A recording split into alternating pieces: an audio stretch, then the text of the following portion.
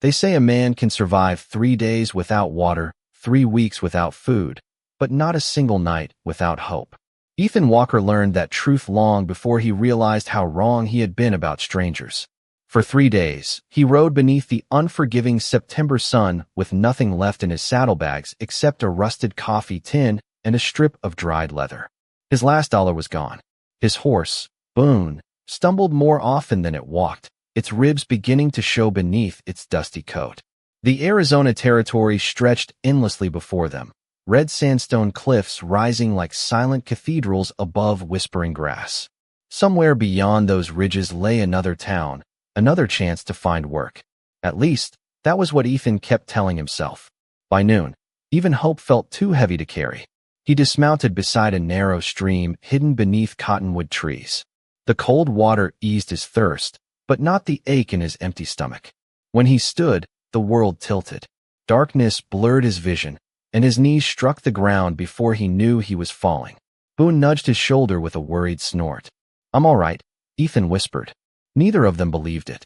Leaning against a cottonwood, he waited for the dizziness to pass. Then birds suddenly burst into the air. Someone else had arrived. Between the trees stood a young Apache woman, no older than 25, wearing a buckskin dress decorated with careful beadwork. Her long black hair rested over one shoulder, and a woven basket hung from her arm. She had seen him collapse. Neither moved. Silence stretched between two worlds taught to fear each other. Ethan knew every story told in frontier towns about Apache raids and revenge. Looking into her calm brown eyes, he realized she had probably grown up hearing stories about men exactly like him. Slowly, he lifted both empty hands away from his revolver. "I'm not looking for trouble." His voice sounded weaker than he intended. The woman studied him, her eyes moving from Boone to the empty saddle, then to Ethan's hollow face. She noticed everything. Finally, she asked, "Have you eaten?" The question caught him completely off guard. Of every word he expected, not those. He almost laughed. Instead, he lowered his eyes. "No," he admitted. "I haven't." She nodded as though it were the most ordinary answer in the world. Setting down her basket, she unfolded a cloth. Inside were 2 warm corn cakes, a wooden bowl of bean stew, and roasted squash scented with cedar smoke. She held the meal toward him. "I can't pay you," Ethan said. "I didn't ask. I don't have anything to trade." "I didn't ask." The wind stirred fallen leaves while the stream murmured softly nearby. The entire frontier seemed to pause. Slowly, Ethan accepted the bowl. Its warmth reached his hands before the first bite reached his mouth. The stew was simple: beans, wild herbs, and a little smoked venison. He had eaten finer meals years before. None had ever tasted like this. The first spoonful eased the emptiness inside him. The second nearly brought tears he refused to show. Naya pretended not to notice. She simply sat on a nearby stone and continued weaving willow branches into her basket, allowing him to eat without embarrassment. For the first time in longer than Ethan could remember, no one expected anything from him. No bargain, no debt, no explanation, only kindness. When the bowl was empty, he wiped it clean with the last piece of corn cake and returned it with both hands. "Thank you," he said quietly. She smiled, not with pity or pride, but with the quiet warmth of someone who believed feeding a hungry man required no praise. "My name is Naya. I'm Ethan." She glanced toward the western sky, where dark clouds gathered beyond the cliffs. "The rain will come before sunset." Ethan followed her gaze. She was right. "If you keep riding," she said, "the storm will find you before shelter does." Lifting her basket, she added, "Our fire is closer than the town." Without asking him to follow, she turned and walked through the cottonwoods. Ethan remained where he was, watching her disappear into the fading light. Behind him stretched another lonely road. Ahead walked the first person who had asked whether he had eaten before asking who he was. For reasons he could not explain, that simple question felt heavier than every mile he had ridden across the frontier. Rain arrived exactly as Naya had promised. It began as a quiet whisper against the cottonwood leaves before settling over the valley in a gentle curtain that softened every edge of the world. Ethan followed the young Apache woman through the rain, while Boone walked close behind. Every lesson he had learned on the frontier urged him to turn back. He had spent years hearing the same warnings around saloon tables. Never trust an Apache, never cross their land. Never sleep among strangers. Out here, those words suddenly felt smaller than they once had. Naya never looked back to see whether he followed. She simply trusted that he would. That surprised Ethan more than anything. After half an hour, the trees opened into a peaceful clearing tucked between red cliffs and tall pines. Smoke drifted from low lodges while children laughed through puddles despite the rain. An old man repaired a saddle beneath a lean-to, and women tended strips of venison above a smoking fire. Life moved quietly, without fear or hurry. When the villagers noticed Ethan, no one reached for a weapon. Work paused, conversations faded, and curious eyes followed the stranger with the worn hat and tired horse.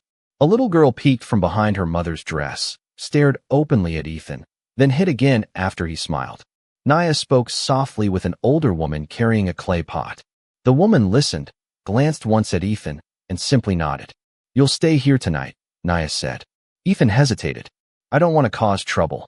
"You won't. You don't know that." Naya tilted her head. "I know someone who thanks another before asking for more." There was no answer to that. A small lodge had already been prepared with fresh blankets and dry firewood. Ethan stopped in the doorway. "Who did this?" "My grandmother. She doesn't even know me." Naya smiled gently. "She knows you're wet." For the first time in months, Ethan laughed. As evening settled over the valley, warm firelight flickered from every lodge. Cedar smoke mingled with roasting corn and fresh bread, while families gathered together and children carried bowls from one home to another. No one ate alone. Naya returned with a bowl of venison stew, thick with beans and squash, handing it to Ethan before serving herself. "You always feed guests first?" he asked. She looked puzzled. "You were hungry first." The answer left no room for pride. Nearby, an older boy brushed rainwater from Boone's coat and filled a trough with fresh water. "You don't have to do that," Ethan called. The boy shrugged. "He looks tired." "So do you." The boy smiled and returned to his work. Ethan lowered his eyes toward the stew. Twice in one day, strangers had cared for him without asking for anything in return. That made him uneasy because he had almost forgotten what kindness looked like. Later, after darkness settled over the valley, Ethan sat outside watching sparks rise into the night while rain tapped softly on the rooftops. Naya joined him beneath a woven blanket. After a long silence, he asked, "Why did you help me?" She watched the fire. "My father used to say something." "What?" "If someone arrives hungry, feed them before you decide who they are." The words settled deeper than the warm meal or the dry bed waiting behind him. Ethan remembered every town that had judged his worn clothes before hearing his name, every door that had quietly closed, every meal he had pretended not to need. A coyote called somewhere beyond the hills, and the valley answered with silence. Staring into the glowing embers, Ethan realized that for the first time since losing everything, he no longer felt invisible. He had found a place where hunger did not define a man. He did not yet know it, but the kindness waiting beside that fire would one day ask him for something greater than gratitude. It would ask whether he was willing to become the kind of man who could offer the same question to someone else. "Have you eaten?" The next morning, Ethan woke before the sun. For a moment, he forgot where he was. The scent of cedar drifted through the lodge. Outside, someone laughed softly. A horse snorted. Somewhere beyond the trees, an axe struck wood with slow, steady rhythm. It sounded nothing like the noisy frontier towns he had known. There were no drunken arguments, no slamming saloon doors, only people beginning another ordinary day. He stepped outside, carrying the folded blanket Naya's grandmother had lent him. The old woman was already awake, kneeling beside a small fire while stirring corn into an iron pot. Her silver hair was tied neatly behind her head. Without speaking, Ethan handed her the blanket. She accepted it with a warm nod. "You slept." It wasn't a question. "I did." "Good." That single word somehow carried more kindness than entire conversations he had heard elsewhere. Across the clearing, Ethan noticed Boone standing quietly near a wooden fence. The horse lifted its head as soon as it saw him.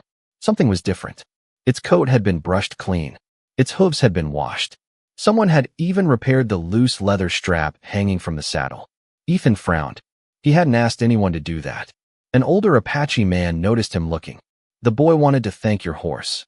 "My horse?" "He carried a hungry man here." The old man smiled before returning to his work. Ethan stood speechless. He had spent years believing survival meant every man for himself. Yet these people thanked a horse. After breakfast, Ethan insisted on helping. He chopped firewood until his palms blistered. He repaired a broken wagon while using tools borrowed from one of the craftsmen. He carried water from the stream without being asked. No one praised him. No one treated him like a guest anymore. They simply worked beside him, as equals. Near midday, a cloud of dust appeared beyond the eastern trail. 3 wagons slowly approached the valley. White traders. Their mules pulled barrels of flour, coffee, cloth, and metal tools. The camp grew noticeably quieter. Children stopped playing. Several men walked toward the entrance of the settlement, not carrying weapons, simply watching. The traders climbed down with practiced smiles. One of them recognized Ethan immediately. Well, the man's grin widened. I'll be damned. Ethan felt his stomach tighten. The trader was Calvin Briggs, a merchant from Prescott. Years ago, Ethan had borrowed money from him while trying to save his ranch. Calvin had never let anyone forget it. I heard you lost everything, Calvin said loudly enough for everyone nearby to hear. I didn't expect to find you living with Apaches. The words hung heavily in the air. Several villagers glanced toward Ethan, not with fear, with curiosity. Calvin continued. You used to own 2,000 acres. He laughed. Now look at you. Rainwater dripped slowly from the brim of Ethan's hat. He could have answered. He could have defended himself. Instead, he simply said, Morning, Calvin. That seemed to disappoint the trader. He stepped closer. You always were too proud. Naya appeared beside Ethan without making a sound. Her expression remained calm. Do you know this man? She asked. Calvin answered before Ethan could. Oh, everyone knew him. He failed. He lost his ranch. He couldn't even keep his own men. Silence settled across the clearing. Ethan stared at the muddy ground. He had heard those words before, enough times that they almost sounded true. Then Naya looked at Calvin. Did he steal from you? No. Did he harm your family? No.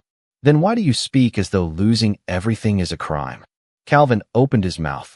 Nothing came out. Around them, even the wind seemed to stop. The old grandmother quietly placed another bowl of warm stew into Ethan's hands. Not because he needed food, because no one should stand empty-handed while being judged.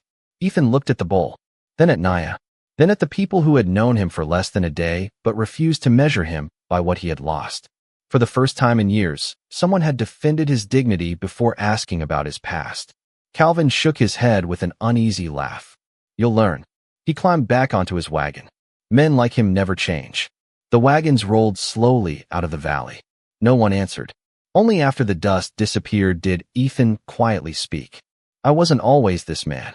Naya met his eyes. No. She smiled gently. You were simply hungry when we met. And somehow, those words carried more forgiveness than Ethan believed he deserved. By the end of the week, Ethan had stopped counting the days. He measured time differently now, by the number of fences repaired, by the piles of firewood stacked beneath dry shelters, by the smiles that no longer disappeared when he walked. Through the village, autumn settled quietly across the valley. The cottonwoods turned golden. Morning frost lingered a little longer beside the stream. Even the wind carried a sharper edge. One afternoon, Ethan stood outside a weathered storage lodge, studying the sky. Gray clouds gathered far beyond the western ridge. Too early. He had seen enough winters to recognize the warning. Naya joined him, carrying a basket of dried herbs. You've been staring at those clouds all morning.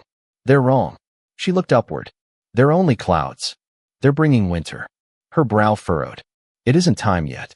It doesn't matter what the calendar says. He pointed toward the mountains. The geese left 3 days early. The elk are already moving south. The wind smells different. She smiled gently. You hear things most people don't. No. I've simply spent too many years depending on them. That evening, the first snow arrived. Only a few thin flakes. But enough. The village grew unusually quiet. The elders exchanged worried glances. Children held out their hands, laughing as snow melted against tiny fingers. The adults did not laugh. The harvest was not finished. Half the corn still stood in the fields. Several hunting parties had not yet returned. Naya found Ethan repairing the roof of a stable. My grandmother says the mountain has changed its mind. Ethan climbed down from the ladder. The mountain always decides. What do we do? He looked across the settlement. People were already gathering supplies, but there was no panic, only determination. We work faster. Before sunrise the next morning, Ethan was already cutting timber with 3 Apache men. They spoke little. They didn't need to. Each understood what the other was doing. By noon, they had reinforced the livestock pens. By afternoon, they built windbreaks from pine logs along the northern edge of the village. When a wagon wheel broke beneath the weight of grain sacks, Ethan repaired it before sunset using nothing more than rawhide strips and wooden pegs. No one asked how he knew. They simply handed him another tool. Days blended together beneath falling snow. Ethan worked until his shoulders burned. He often skipped the evening meal, quietly leaving his portion for the children whenever supplies seemed smaller. Naya noticed. She never mentioned it. Instead, she quietly filled his water canteen before dawn each morning. Neither thanked the other. Some kindnesses grew stronger without words. One bitter evening, Ethan entered the food lodge to help stack dried corn. He paused. The shelves were lower than they had been only days before. Far lower. The village leader stood silently beside them. The hunting parties returned with little. Ethan nodded slowly. The deer moved earlier. Yes. The winter frightened them too. Silence settled between the men. Finally, Ethan asked, "How long will this last?" The leader looked toward the snow drifting beyond the doorway. "As long as the mountain wishes." That night, Ethan lay awake listening to the wind press against the lodge walls. Sleep refused to come. He thought about the traders who would soon stop traveling these roads. About isolated valleys. About children whose laughter had begun to sound like family. Just before dawn, he quietly stepped outside. Snow covered the valley in untouched white. Every roof, every tree, every trail. Naya stood beside the stream as though she had expected him. You couldn't sleep either. He shook his head. If this winter stays. He didn't finish. He didn't have to. She understood. We've survived hard winters before. I know. But this one feels different. The first rays of sunlight broke through the clouds, turning the snow into fields of gold. Beautiful. Silent. Unforgiving. Ethan looked across the village that had fed a starving stranger without asking his name. A quiet realization settled over him. He had arrived believing he needed these people only long enough to regain his strength. Now they needed every strong hand they could find. For the first time since riding into the valley, the road beyond the mountains no longer called his name.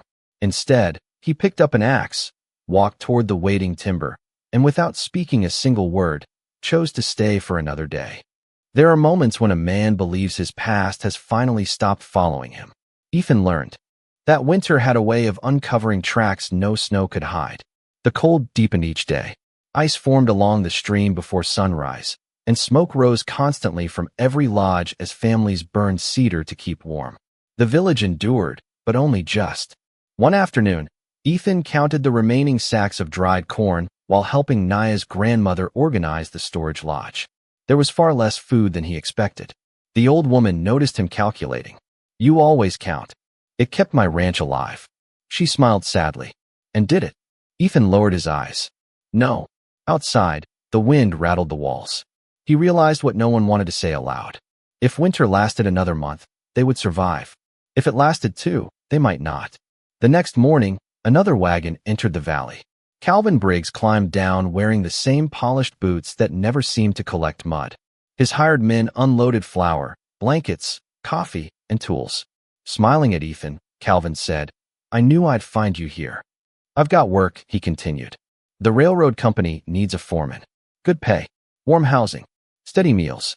You'd start next week." Ethan looked across the village where children carried firewood. Naya repaired a roof with an elderly woman, and laughter rose despite the cold. Calvin followed his gaze. "They'll survive. They aren't your people." Ethan remained silent.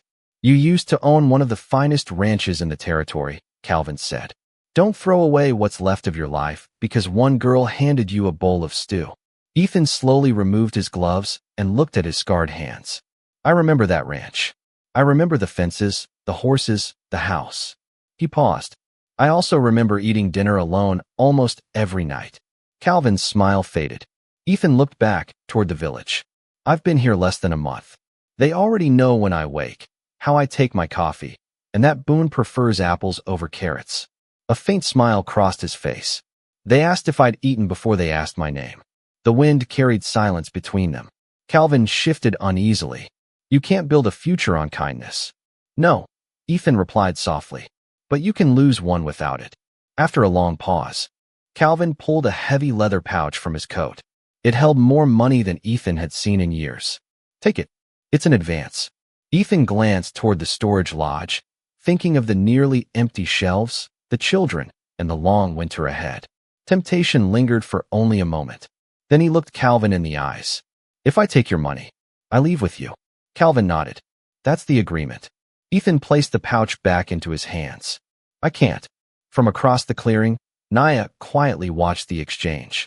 She heard none of the words, only saw the choice. Calvin climbed onto his wagon. You'll regret this. Ethan smiled gently. Maybe, but I'd regret the other choice more. As snow continued falling, the wagon disappeared down the trail. That evening, Ethan quietly untied the small leather pouch hidden beneath his saddle. Inside rested the last gift from his father, a heavy silver pocket watch with cracked glass and worn engraving. Before sunrise, he rode alone to the nearest trading post. No one saw him leave or knew what he traded. 2 days later, he returned with thinner clothes but saddlebags filled with flour, medicine, seed grain, salt, and coffee. Enough supplies to help the village through the hardest weeks of winter. When Naya asked where everything had come from, Ethan simply smiled. I found a way. He never mentioned the empty pocket where his father's silver watch had rested for nearly 30 years. People rarely discover the truth about generosity while it is happening. Most kindness works quietly, like snow falling through the night.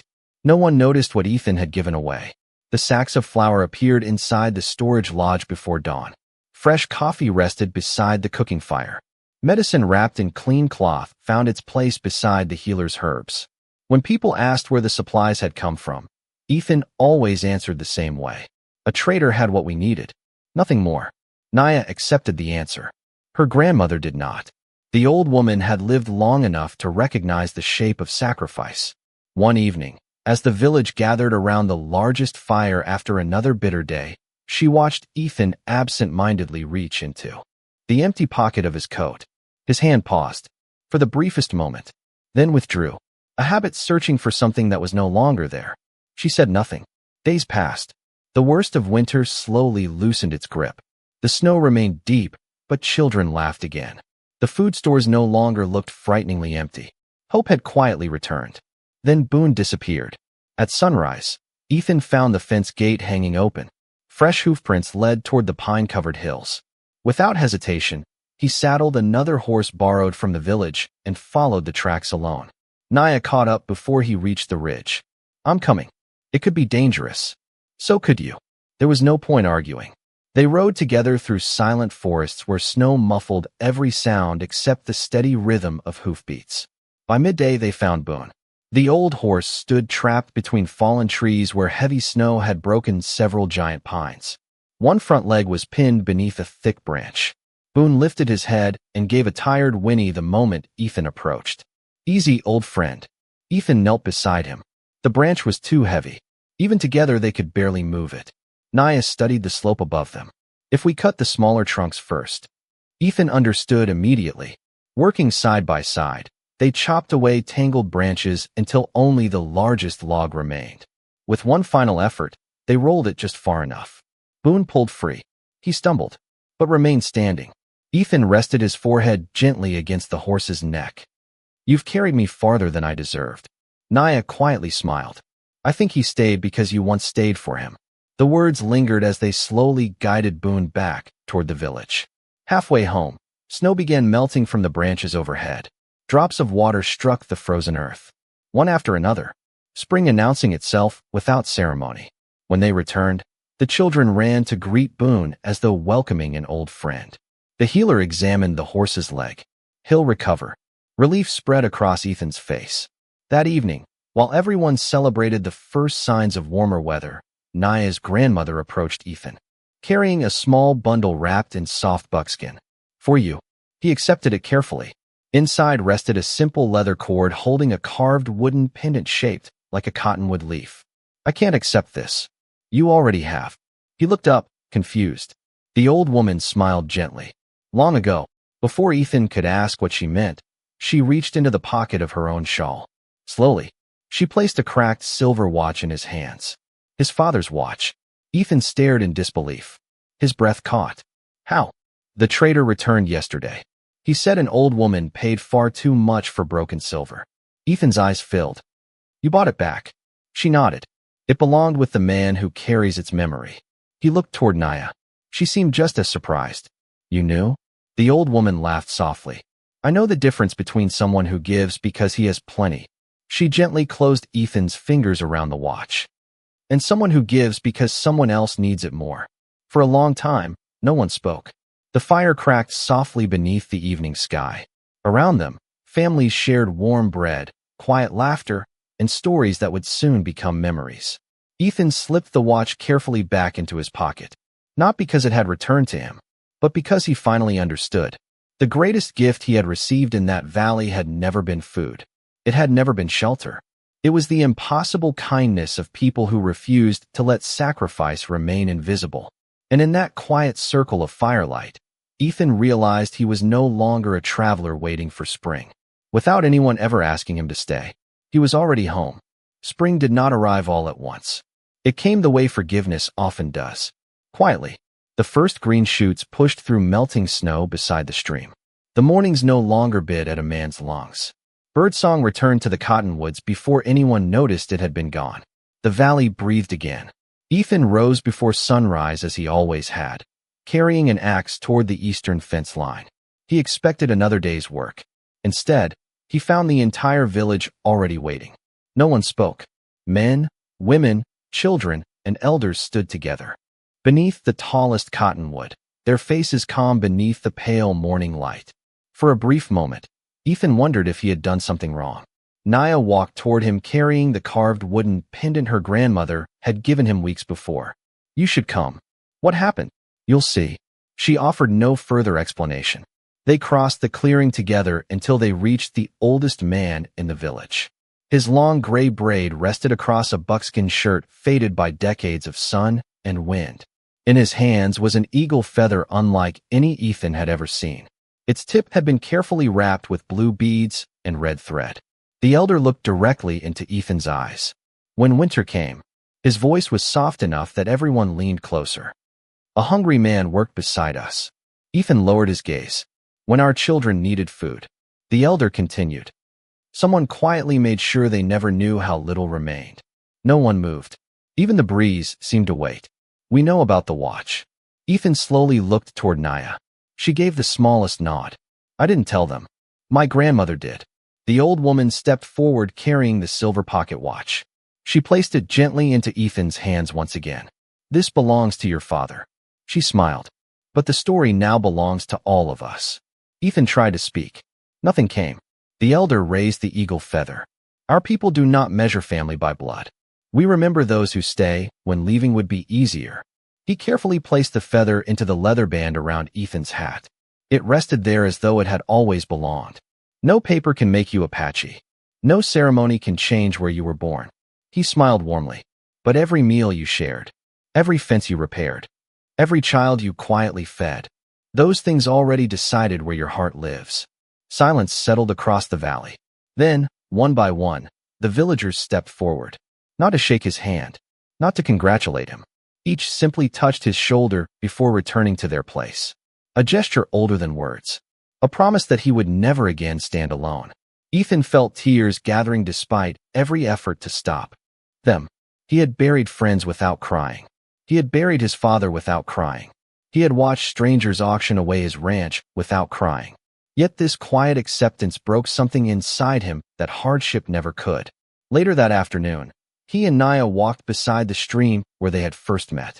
The water flowed freely now, carrying fragments of melting ice toward distant rivers. You knew they were planning this? Naya smiled. For days. And you said nothing. They wanted you to receive it the way you received kindness. Without expecting it. Ethan laughed softly. I suppose I'm still learning. So are we. He looked at the feather resting against the brim of his hat. I don't deserve this. Naya bent down and picked up a smooth river stone. Turning it over in her hand, she said quietly, My father believed something. What was that? When people spend too much time deciding who deserves kindness, she gently tossed the stone into the flowing water. They usually forget to give it. The ripples widened across the stream before disappearing completely. Ethan watched them fade. He finally understood why nothing in the valley had ever felt like charity. No one had rescued him. No one had pitied him. They had simply made room for one more person at the fire. As the evening sun settled behind the red cliffs, children ran laughing through fields where new grass had already begun to grow. One small boy stopped beside Ethan. "Are you leaving now that winter is over?" Ethan looked across the valley, toward the lodges, toward Boone grazing peacefully, toward Naya waiting beside the river with the same gentle smile she had worn the day she first asked him a simple question. He smiled back, then answered with complete certainty, "No, I've been on my way home all along." Time has a quiet way of proving whether a promise was spoken by the lips or by the heart. Weeks slipped into months. Spring surrendered to summer, and the valley changed its colors once again. The fields that had hidden beneath snow now swayed with tall corn and wild grass. Children chased butterflies where drifts of ice had once stood shoulder high.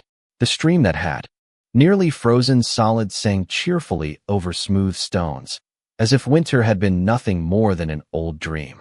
Ethan no longer woke wondering where he belonged. He simply began each morning with work. Some days he mended saddles beside the older craftsmen.